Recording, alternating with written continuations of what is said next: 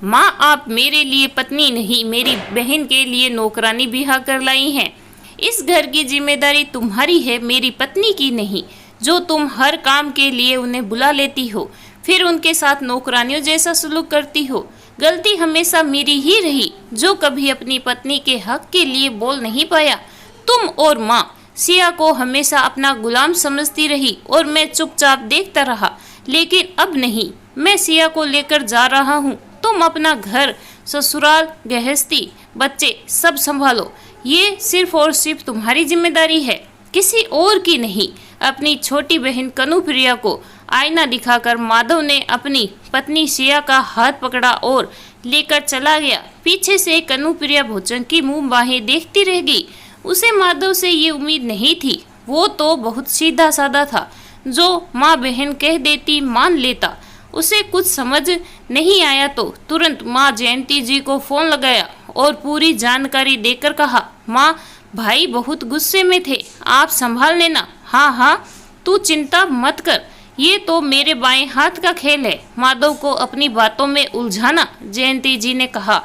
माधव सिया को लेकर घर आया तो जयंती जी तैयार बैठी थी बेटी के पक्ष में बोलने के लिए। उन्होंने जैसे ही मुंह खोला तो माधव हाथ उठाकर रोकते हुए कहा, बस माँ, अब कोई कुछ नहीं बोलेगा। बहुत हुआ मेरी पत्नी का शोषण।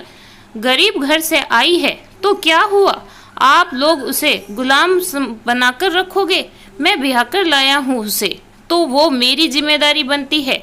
जरा सा ननद के घर भेज देती हूँ उसके काम में हाथ बटाने के लिए, तो ये घिस जाती है क्या। इसे तो वैसे भी घर का हर काम करने की आदत है, जैसे यहाँ वैसे वहाँ। कौन सा पराया घर है, अपनी ननद का ही घर तो है। अच्छा, तो वो खुद क्यों नहीं जाती अपनी ननद का कोई काम संभालने। उसकी ननद को बच्चा होने वाला था, तब तो वो खुद ही आपको बता रही थी कि मेरी ननद ने बुलवाया था, मैंने मना कर दिया। मैं कोई नौकरानी हूँ जो सबके घर काम संभालने जाऊंगी। मुझसे अपना घर संभलता नहीं, ननद का भी संभालूं।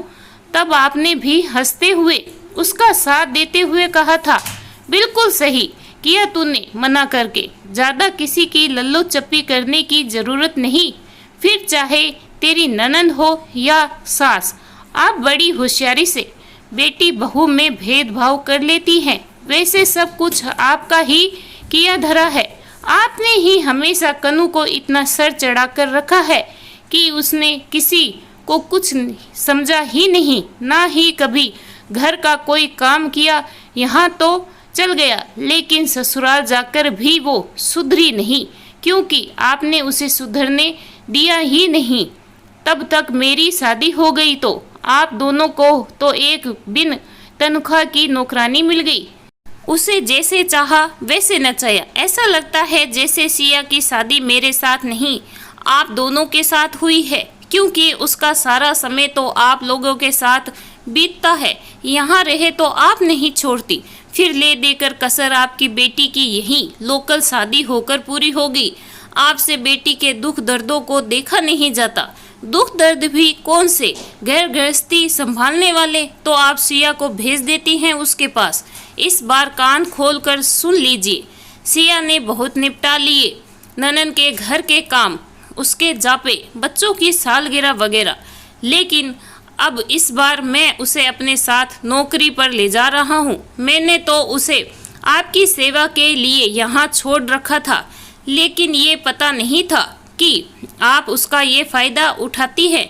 आज पति को अपने लिए बोलते देख सिया की आंखों में आंसू आ गए। दरअसल उसका पति माधव शहर में एक प्राइवेट फर्म में सर्विस करता था।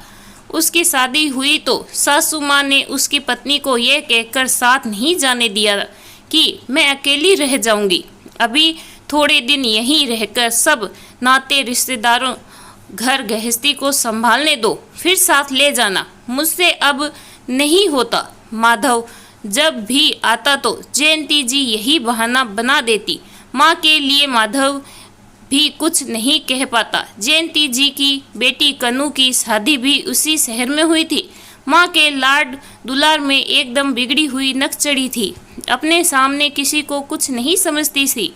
ससुराल गई तो वहाँ भी तुरंत लड़ झगड़ कर पति को लेकर अलग रहने लगी। तब भी उससे घर के कोई काम नहीं होते थे। पहले जयंती जी जाकर सब संभाल लेती थी। अब जब से बहू सिया आई तो उसे हर मौके पर बेटी के ससुराल भेज देती। उसके बच्चा होने वाला था तो उसे ही भेज दिया। वो बेचारी वहाँ चौका बर्तन से लेकर घर का हर काम खुद ही करती। वो लोग सिया की मदद के लिए कोई नौकरानी भी नहीं लगाती थे। वो अकेले ही सारे काम करती। जब भी घर में कोई कार्यक्रम हो, जैसे बच्चे का जन्मदिन, एनिवर्सरी, कोई पूजा पाठ, तीज त्योहार, वो पैसे देकर नौकरानी से काम करवाने की बजाय मुफ्त की नौकरानी समझ अपनी भाभी को ही बुला लेती। सोचती भाई तो बाहर रहता है, भाभी भी कुछ नहीं बोल पाती। माधव को भी फोन पर पता चलता रहता कि माँ उसकी पत्नी को उसकी बहन के ससुराल काम काज निपटाने भेजती रहती है। इस बार उसके सब्र का बांध टूट गया और वो सीधे उसके ससुराल पहुंच गया और उसे खूब सुनाया। उसने अपनी माँ को भी कह दिया, इस बार मैं अपनी पत्नी को अपने साथ लेकर जा रहा हूँ। आपको साथ चलना है तो चलिए। अगर बेटी की घर गृहस्थी संभालनी है तो शौक से उसके पास जाकर रही है। माधव ने खुले शब्दों में माँ को चेतावनी दे दी। जयंती जी ये सुनकर सख्त में आ गई और बोली, ये क्या कह रहे हो? मुझसे भी अब ये सब काम नहीं होता। वो अपनी जिम्मेदारियों को खुद संभालना सीखे। कोई कब तक उसके घर की जिम्मेदारियों को संभालता रहेगा? मैं भी तुम्हारे साथ ही रहूंगी। जब बात अपने पर आई तब आपका दिमाग ठिकाने पर, लेकिन यही अपनी बहू बेटी के साथ मिलकर शोषण करती रही। जैसे अपने बारे में सोच रही हैं वैसे ही बहू के लिए भी सोचा होता तो आज बहू बेटे के दिल में आपकी जगह कुछ और ही होती। खैर, आप मेरी माँ हैं तो आपकी जिम्मेदारी तो मेरी ही बनती है। ये सुनकर सिया की आंखें खुशी से झलक उठी और माँ का सर शर्म से झुक गया, जिस वजह से उनकी आंखें ऊपर नहीं उठ रही थी। इस कहानी के बारे में आपकी क्या राय है, कमेंट करके ज़रूर बताइएगा। कहानी अच्छी लगी हो तो please like, share and subscribe करना बिल्कुल भी ना भूलें। धन्यवाद।